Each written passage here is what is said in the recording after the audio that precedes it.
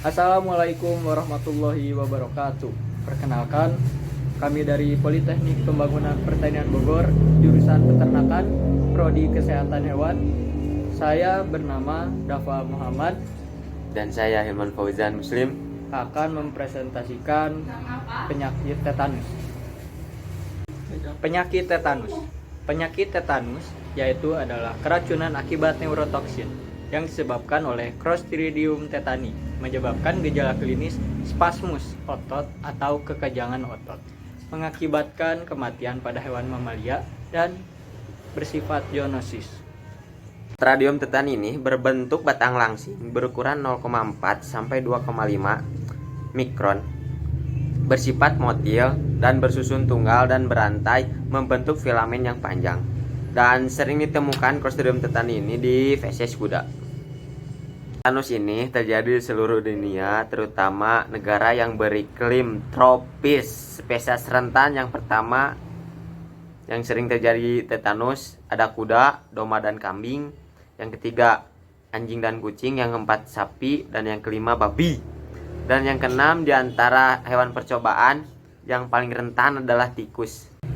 Toksin yang dibentuk oleh Clostridium tetani ini ada dua. Yang pertama bersifat hemolisin dan neurotoksin. Yang bersifat hemolisin ini adalah tetanolisin, yaitu menghemolisis eritrosit, tidak berperan sebagai penyebab tetanus. Dan neurotoksin, tetanospasmin ini menyebabkan spasmus otot atau kekejangan otot, berperan sebagai penyebab tetanus.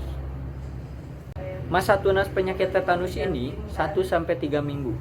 Gejala klinis tetanus hampir semua hewan itu sama. Tanda-tandanya adalah kekakuan, gelisah, dan terjadi kekejangan jika ada rangsangan dari luar seperti suara, cahaya, dan sentuhan.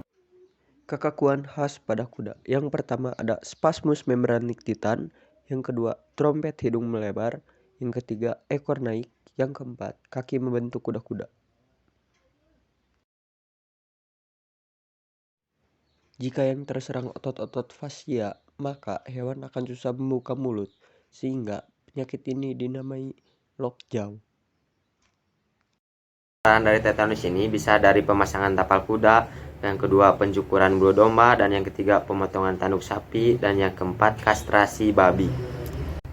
Kelainan pasca mati. Tidak ada pasca mati yang khas, hanya ada paru-paru yang berwarna merah yang mengalami pendarahan. Dan ini adalah contoh paru-paru sehat, dan di sampingnya adalah paru-paru yang mengalami pendarahan. Pencegahan penyakit tetanus. Yang pertama, menyingkirkan benda tajam di tempat pengembalaan. Yang kedua, bila ada luka, segeralah dibersihkan dan diobati. Yang ketiga, gunakanlah peralatan operasi yang steril. Yang keempat, lakukannya vaksinasi aktif dan vaksinasi pasif. Perawatan dan pencegahan hewan sakit. Yang pertama, luka dibuat segar dengan membuang bagian jaringan yang rusak. Luka dicuci dengan KMN04 atau H2O. Kemudian diobati dengan antibiotik. Berikan antitoksin tetanus dengan dosis kuratif.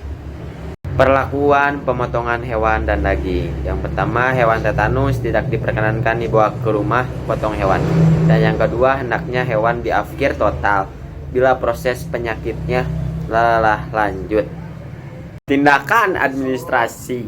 Lapor bila ada kasus tetanus kepada Dinas Peternakan sekitar.